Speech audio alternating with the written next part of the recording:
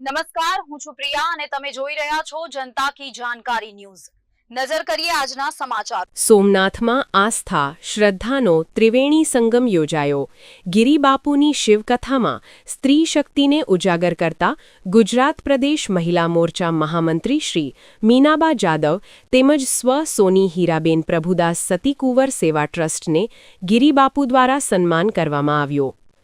શિવભક્તિનો મહાસંગ્રામ જીતુપુરી ગોસ્વામી દ્વારા સુંદર આયોજન કરાયું।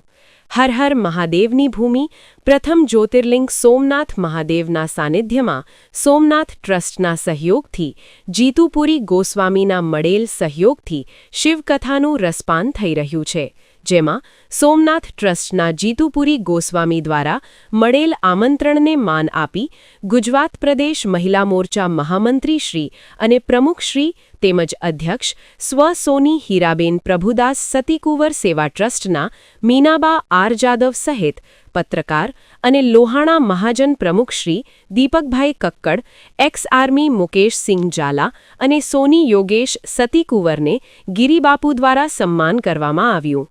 આસ્થા શ્રદ્ધાનો ત્રિવેણી સંગમ સોમનાથ મહાદેવની પાવનકારી ભૂમિ પર થયો હતો। રિપોર્ટ સોની હરેશભાઈ સતીકુંવર વેરાવળ।